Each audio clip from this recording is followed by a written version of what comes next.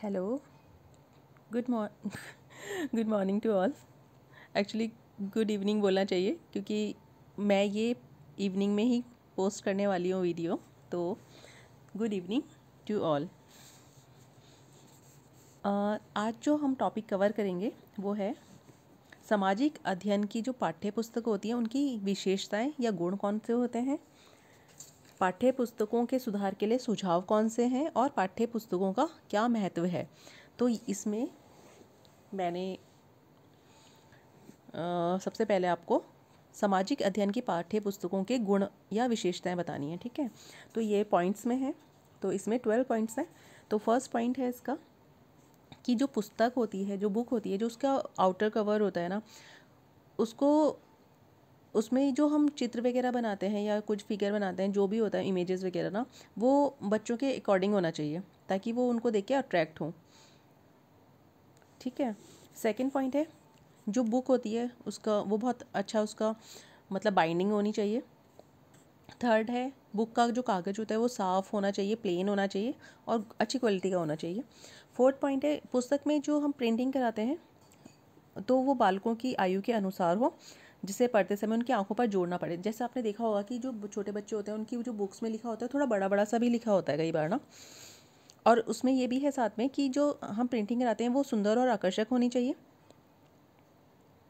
और जो माध्यमिक कक्षाओं की पाठ्य पुस्तक होती है उसमें कम से कम 1 इंच का मार्जिन रखा जाना चाहिए। ठीक है, साइड्स में, जिससे छात्र मुख्य बिंदुओं तथा बातों को लिख सकें। हालांकि इतना नहीं लिखा जाता है, 1 इंच का मार्जिन बहुत छोटा हो जाता है, बट फिर भी होना चाहिए, एटलीस्ट कुछ तो लिख ही सकते हैं। उसके बाद है फिफ्थ पॉइंट, सामाजिक अध्ययन एक ऐसा विषय है जिसका संबंध अतीत और वर्तमान के दोनों के साथ जुड़ा होता है। तो जो पाठ्य पुस्तक है ना, इसका प्रकाशन बहुत पहले नहीं होना चाहिए जिससे वह छात्रों को पूर्ण बातों का ज्ञान देने में असमर्थ रहे। पुस्तक ऐसी हो जो छात्रों को उस समय की तक की मतलब टिल द डेट ना, कि वो पूरा उसको ज्ञान दे सके। क्योंकि सोशलॉजी में या सोशल स्टडी या सोशल साइंस में हम सब कुछ पढ़ते हैं पास्ट लाइफ से लेके अब तक का, तो वो अब तक का जो नॉलेज होनी चाहिए ना वो उसमें लिखी होनी चाहिए। एटलीस्ट कुछ पॉइंट्स उसमें इंक्लूड करने चाहिए जिससे बच्चों को वो अप टू डेट रहें।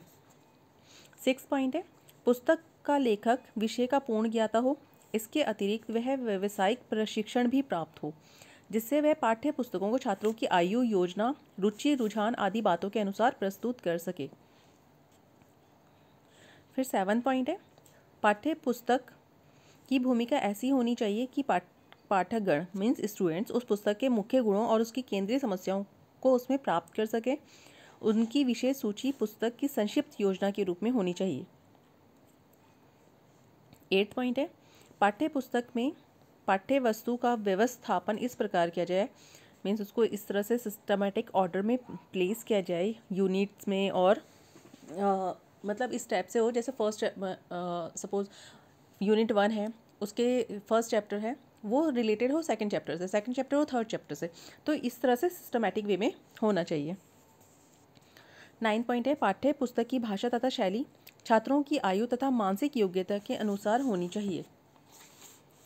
नेक्स्ट 10th पॉइंट है पाठ्य पुस्तक में मुख्य तथा कठिन बातों को सरल तथा सुबोध बनाने के लिए उदाहरणों, चित्रों, ग्राफों, मानचित्र आदि का उपयुक्त रूप से प्रयोग किया जाना चाहिए।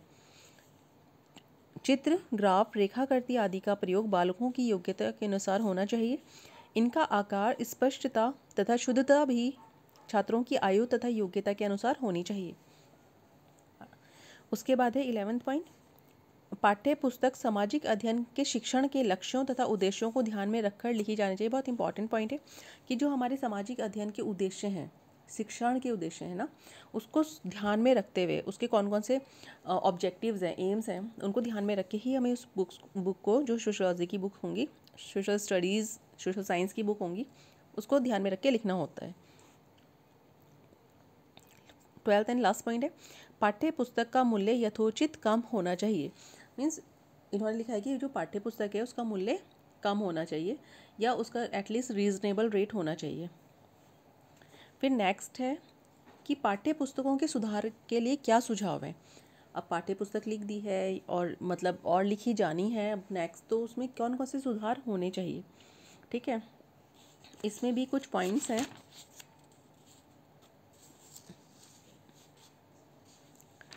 इसमें है पहले तो माध्यमिक शिक्षा आयोग द्वारा दिए गए सुझाव, ठीक है, कि उन्होंने कौन कौन से सुझाव दिए हैं, और शिक्षा आयोग के सुझाव हैं, ठीक है। तो हम इन दोनों के सुझाव लेके चलते हैं। तो माध्यमिक शिक्षा आयोग ने क्या क्या सुझाव दिए हैं, पहले हम उनके बारे में बात कर लेते हैं सुधार के लिए। फर्स्ट है, प्रत्येक राज्य में पाठ्य पुस्तकों में सुधार लाने के लिए एक उच्च शक्ति संपन्न पाठ्य पुस्तक समिति की स्थापना की जाए। समिति में 7 सदस्य होने चाहिए, जिनमें से एक सदस्य राज्य की न्याय व्यवस्था का हो, अर्थात उच्च न्यायालय का एक न्यायाधीश, लोक सेवा आयोग का एक सदस्य, क्षेत्रीय विश्वविद्यालयों के कुलपतियों में से एक, राज्य का प्रधानाध्यापक या प्रधानाध्यापिका, 2 प्रसिद्ध शिक्षा शास्त्री तथा शिक्षा संचालक होगा, ठीक है। ये 7 ना उन्होंने इनको बोला है कि होने चाहिए 7 सदस्य। शिक्षा संचालक इस समिति का सचिव होगा। इसके सदस्यों की कार्यावधि 5 वर्ष की होगी। यह समिति स्वतंत्र संस्था के रूप में कार्य करेगी।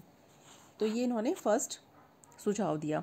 सेकंड सुझाव उन्होंने दिया कि पाठ्य पुस्तक समिति कागज, मुद्रण, उदाहरण, चित्र, फॉर्मेट आदि के संबंध में निश्चित मानदंड निर्धारित करे, ठीक है। पाठ्य पुस्तक समिति जो high power text book committee. Third है, प्रत्येक विषय के लिए एकाकी पाठ्य पुस्तकों को निर्धारित नहीं किया जाना चाहिए, केवल भाषाओं के संबंध में ऐसी व्यवस्था की जा सकती है। अन्य विषयों के लिए पाठ्य पुस्तक समिति उपयुक्त पुस्तकों की सूची तैयार करके विद्यालयों को भेज दे। उनमें से पुस्तकों का चयन करने का कार्य संस्थाओं पर छोड़ दिया जाए, ठीक है। फिर फोर्थ पॉइंट है, अच्छे उदाहरणों के लिए केंद्र तथा राज्य सरकारें मिलकर एवं संग्रहालय की स्थापना करें। मिलकर एवं नहीं आएगा, वहाँ पे एक आएगा, ठीक है। सरकारें मिलकर एक संग्रहालय की स्थापना करें। यह संग्रहालय पाठ्य पुस्तक समितियों तथा प्रकाशकों को पुस्तकों के उदाहरणों के स्तर पर सुधार लाने के लिए ब्लॉक प्रदान करेगा। फिफ्थ है, प्रस्तावित पाठ्य पुस्तकों में जल्दी परिवर्तन नहीं किए जाने चाहिए, ठीक है। सिक्स्थ है, प्रकाशनों की बिक्री से एक फंड की स्थापना की जाए। इस फंड को निम्नलिखित कार्यों पर व्यय किया जाए। कौन से वो निम्नलिखित कार्य हैं? इनमें से पहला कार्य है, योग्य तथा निर्धन छात्रों को छात्रवृत्तियां दी जाए, और दूसरा है, ऐसे छात्रों को आवश्यक पुस्तकें प्रदान की जाए, ठीक है। ये बहुत इंपॉर्टेंट सुझाव था। थर्ड है, विद्यालय में बच्चों के भोजन, दूध, नाश्ता आदि की व्यवस्था की जाए, ठीक है। ये 6 के ही पार्ट हैं, ठीक है। 6 पॉइंट का जो है ना, फर्स्ट, सेकंड, ये थर्ड पॉइंट था, और अब फोर्थ पॉइंट है, माध्यमिक शिक्षा के सुधार के लिए उपयुक्त कार्यक्रमों के व्यय में योगदान दिया जाए। ये फोर्थ पॉइंट है, 6 का फोर्थ पॉइंट, ठीक है। अब है, शिक्षा आयोग ने भी पाठ्य पुस्तकों की स्थिति को दयनीय पाया है, और उन्होंने भी कुछ सुझाव दिए हैं। वो थी माध्यमिक शिक्षा आयोग द्वारा, और ये है शिक्षा आयोग द्वारा, ठीक है। इसमें भी इन्होंने कुछ पॉइंट्स दिए हैं, मैं बता देती हूँ आपको। फर्स्ट है, पाठ्य पुस्तकों के गुण सुधार के लिए पाठ्य पुस्तकों का उत्पादन राज्य द्वारा किया जाए, फर्स्ट पॉइंट। सेकंड पॉइंट है, पाठ्य पुस्तकों के राजकीय उत्पादन का उद्देश्य मुनाफाखोरी नहीं होना चाहिए, ठीक है। थर्ड है, पुस्तक लेखन के कार्य के लिए प्रत्येक संभव क्षेत्र को प्रोत्साहित किया जाए। फोर्थ पॉइंट है, अध्यापकों को पाठ्य पुस्तक के लिए विशेष रूप से प्रोत्साहित करना चाहिए।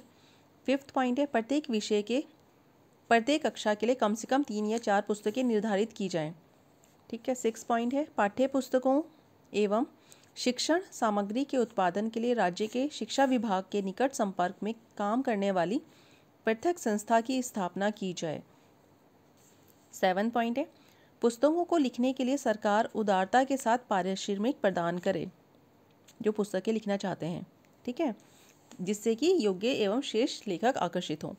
8 पॉइंट है, देश में उपलब्ध विद्वानों की सहायता से राष्ट्रीय शैक्षिक अनुसंधान और प्रशिक्षण परिषद पाठ्य पुस्तकों का उत्पादन राष्ट्रीय स्तर पर करें, और उसके बाद वे इनमें आवश्यकता अनुसार परिवर्तन भी कर सकती हैं।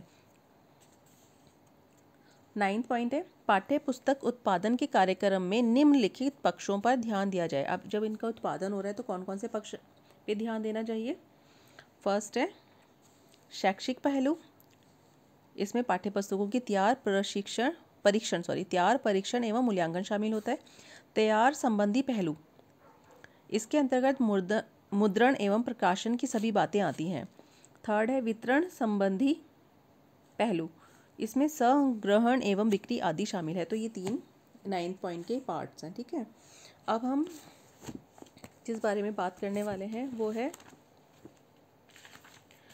तो आपको ये गुण मैंने बता दिए, गुण या विशेषताएं और पाठ्य पुस्तकों के सुधार के लिए सुझाव, माध्यमिक शिक्षा आयोग के द्वारा और शिक्षा आयोग के द्वारा। ठीक है, अभी हम चलते हैं सामाजिक विज्ञान शिक्षण में पाठ्य पुस्तकों का क्या महत्व है। इसमें 7 हेडिंग्स हैं, तो मैं सिर्फ आपको हेडिंग्स पढ़ के बताऊंगी क्योंकि मुझे वीडियो लंबा नहीं करना है। तो 10 मिनट्स का ऑलरेडी हो चुका है, तो मैं आपको फटाफट इसको बताती हूँ क्योंकि वैसे भी आपने रिटर्न वर्क करना होगा इफ़ यू आर नीडेड। ठीक है, तो आप इसको लिख सकते हैं, उतार सकते हैं।